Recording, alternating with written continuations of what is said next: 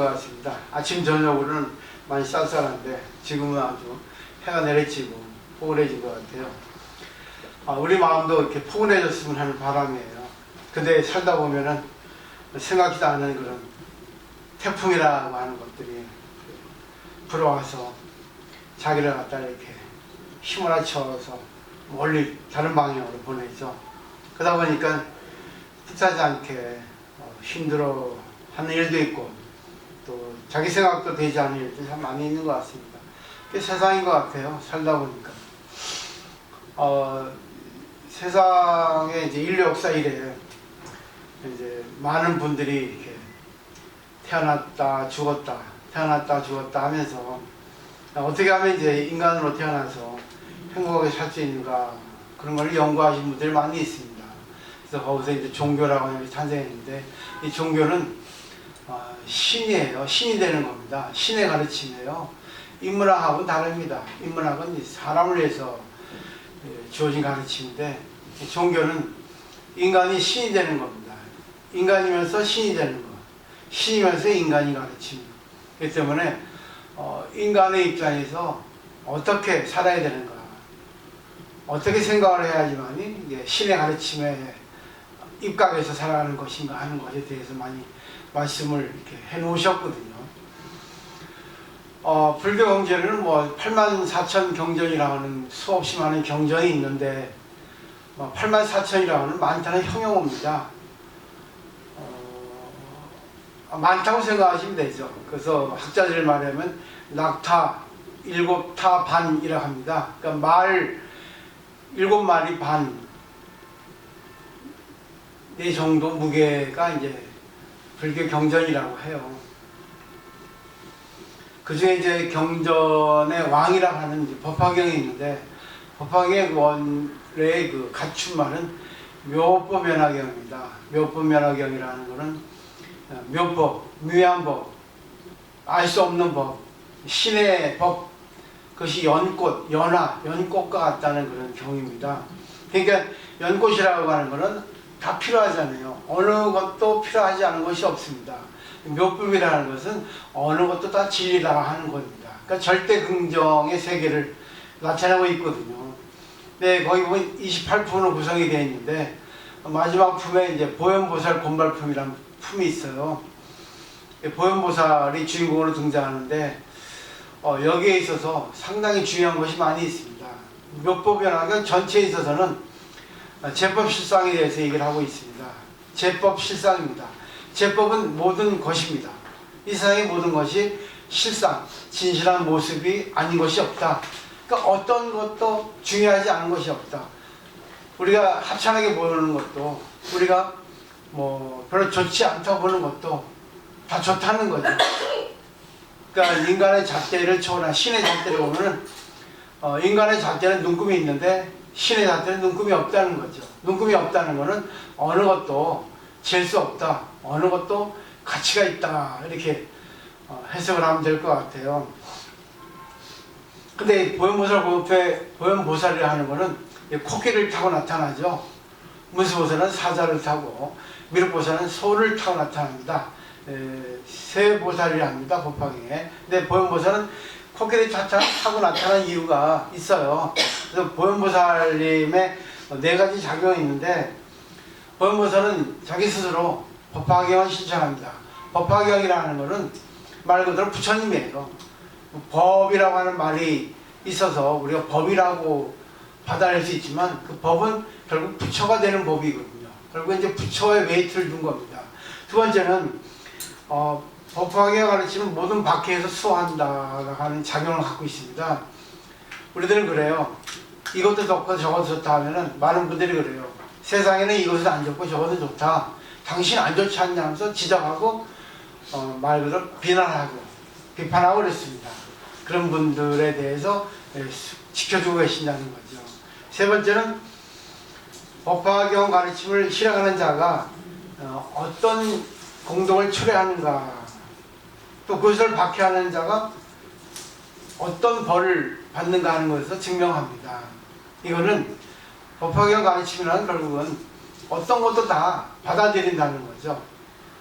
그 중요한 것은 이제 세세한 것은 좀 이따 말씀드리고, 또 어떤 것이 박해하는 것인가, 그분들이 어떤 벌을 받는가 하는 것에 대해서 이제 얘기를 하고 있습니다.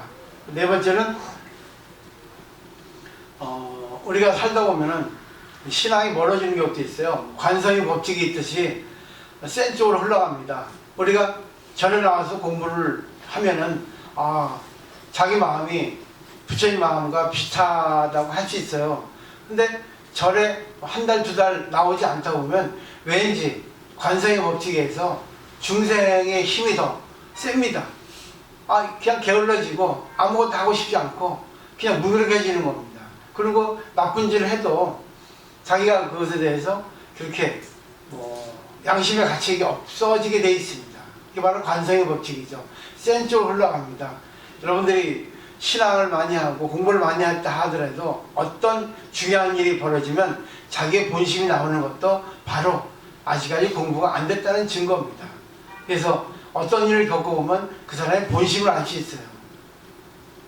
중요한 겁니다. 이해관계 얽혀보면 그 사람의 진짜 중요한 마음을 볼 수 있습니다. 감추고 있던 마음이 보이는 겁니다. 네 가지 작용이 있으니까 잘 이렇게 한번 생각을 해보시면 좋고, 유통분이에요. 유통분이라는 것은 이제 많이 널리 유통시킨다는 그런 내용이 중점적으로 기술되어 있거든요. 그러니까 네 가지 가르침을 이제 보현보서는 행합니다. 그러니까 당신들도 우리들도 열심히 해주시면 좋겠다고 하는 거죠. 그리고 이제 그분들에게 안심의 경지, 그리고 어떠한 경우에 있어도 해봐라, 해보면 안다. 주저주저 할 때가 있는데 주저할 때도 한번 일단 발을 내딛어봐라. 그러면 당신 스스로가 그 지금까지 머리로 배웠던 진리를 몸으로 이제 알게 된다 하는 거죠. 그렇기 때문에 이제 우리가 학교에서 공부를 다 마치고 사회에 나오면은 학교 지도자들이나 선생님들이 많이 격려를 해주잖아요. 그러니까 그런 것들입니다. 그렇기 때문에 격려사라고 할 수 있고, 또 앞으로 이제 사회생활을 하는 데 있어서 힘들면 찾아와서 나에게 상담을 해라, 뭐 그런 것도 되겠습니다. 자, 그다음에 이제 두 번째 1페이지 넘겨보시면 보현보살의 원명, 본래의 이름은 사만다바드라입니다. 사만다바드라에서 사만다라는 것은 널리 일체를 이란 뜻이고, 바드라라고 하는 것은 행복하게 한다라고 하는 뜻이 들어있습니다.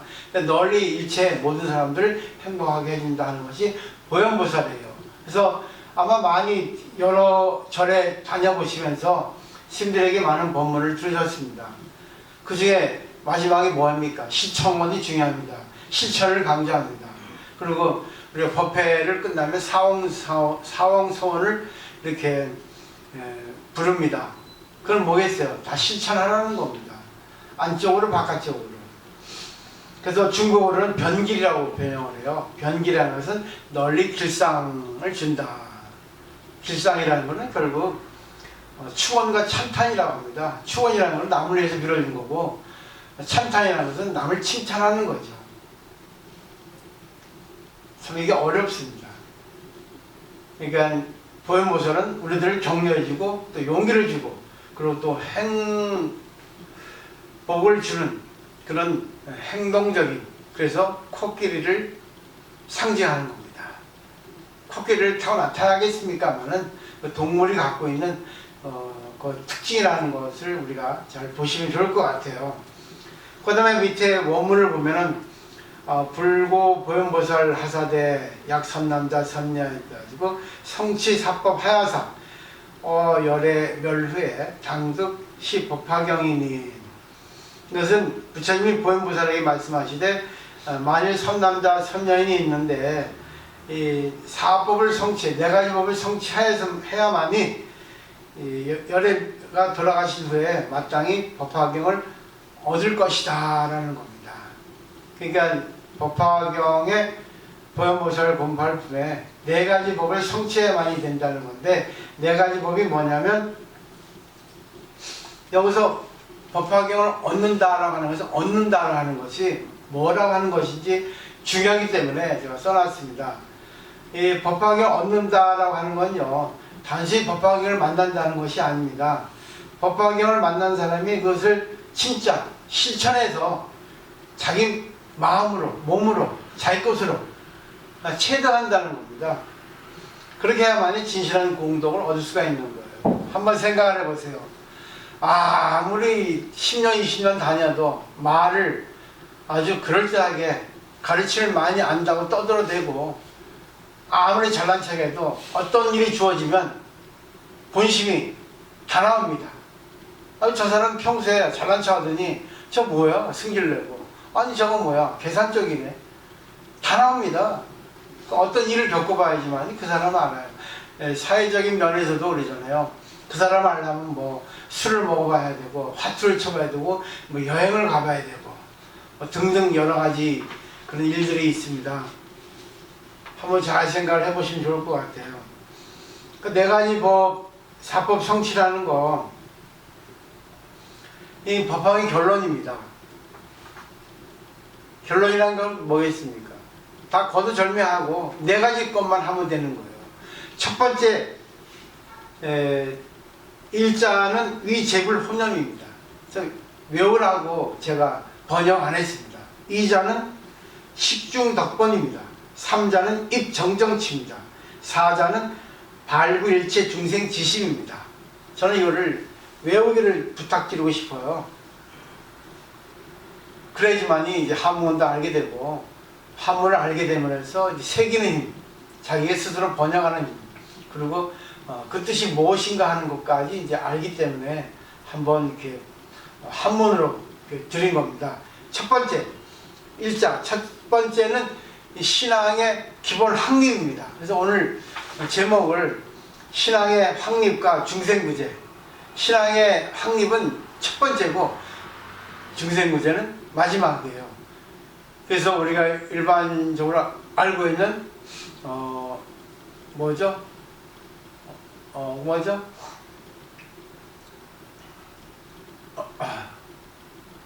상구벌이 하와중생.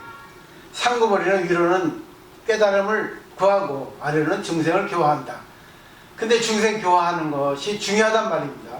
깨닫는 거는 깨닫지 않아도 배우면 됩니다. 왜? 부처님이 깨달아 놓은 내용을, 진리를 깨달아 놓은 내용을 경전에 다 적어 놓으셨거든요. 그러니까 우리는 이걸 보고 이해하고 실천해서 이거 맞구나 하는 것이 바로 신앙의 확립입니다. 깨닫는 거 대신이에요. 그러면 반드시 뭐죠? 중생을 구제해야 됩니다. 보살행을 해야 됩니다. 근데 보살행하는 사람 많이 못 봤어요.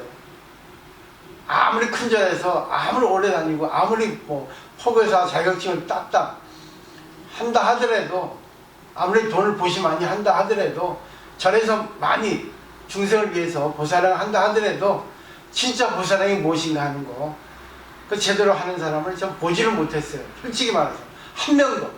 죄송하지만 여기 계신 분들 빼놓고 여러분들은 이제 따라하고 흉내내는 겁니다. 말하자면 초자 시작하고 있습니다. 걸음마 걷고 있는 거예요.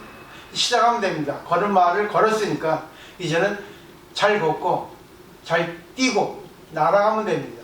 자, 첫 번째, 신앙의 기본 확립이 모든 부처님이 나를 보호하고 지켜주시고 아주 소중하게 생각한다는 겁니다.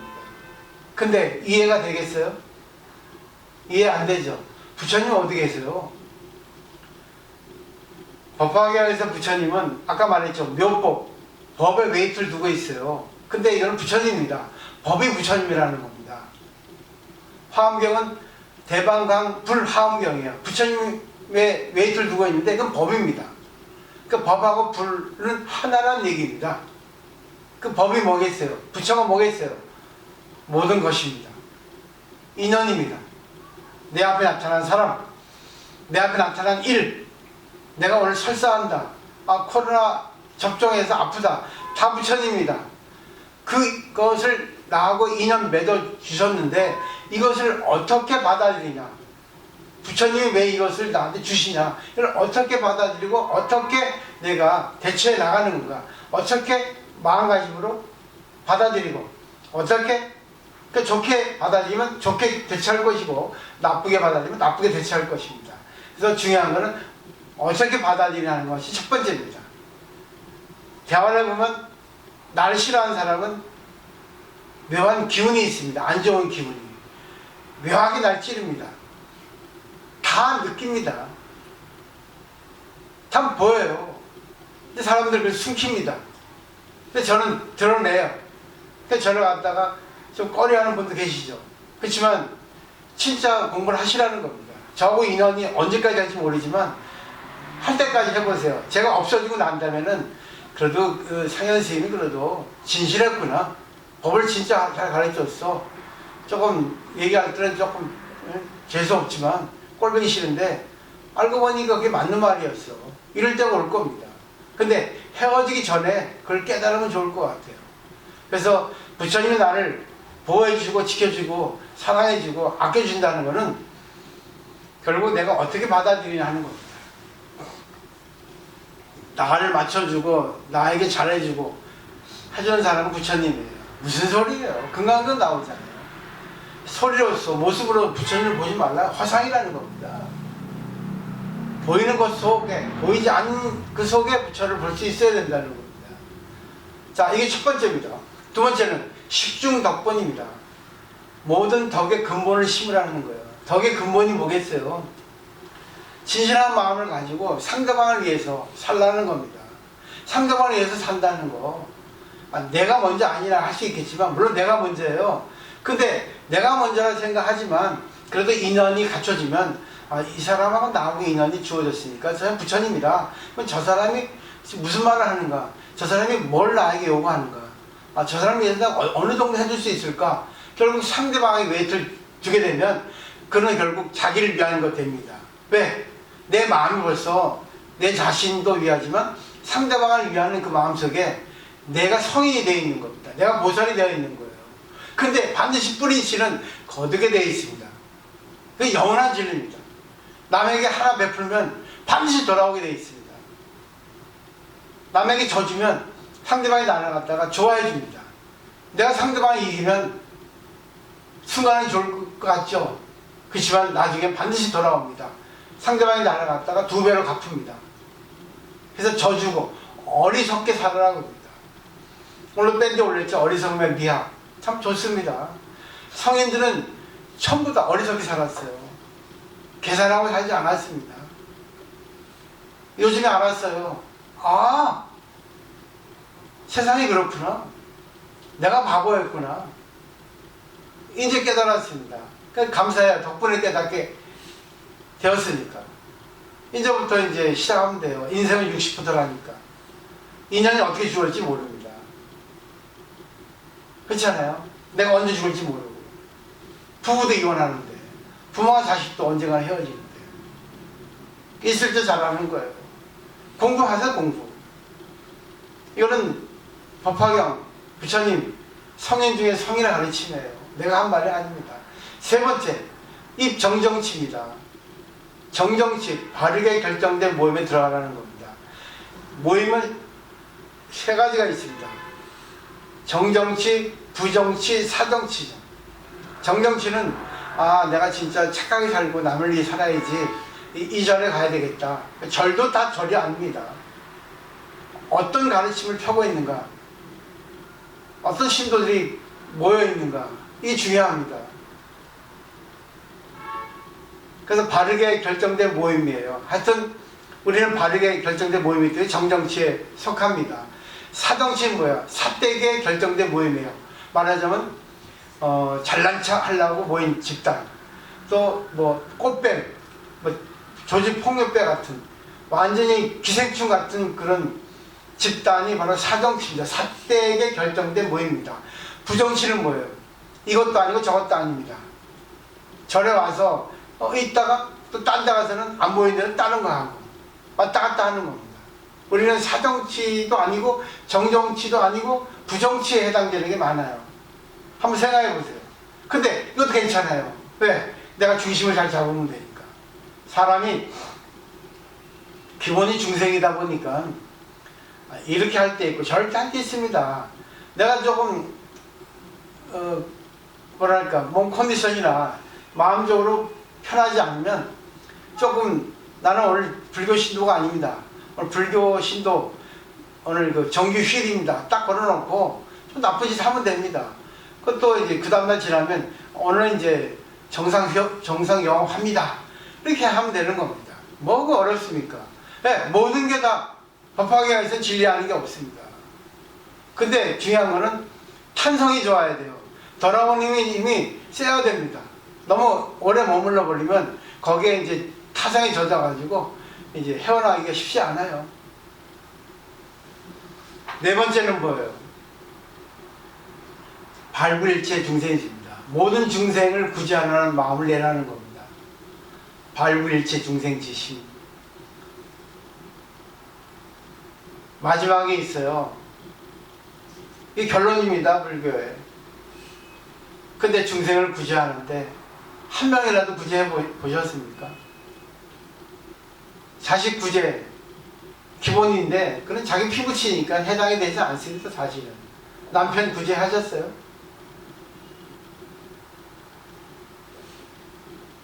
그리고 자기 도반들, 그리고 자기 직장 동료라든가 주위에 있는 사람들, 저 사람 뭐 구제해주고 싶다. 그런 사람들 구제해 보셨냐고요.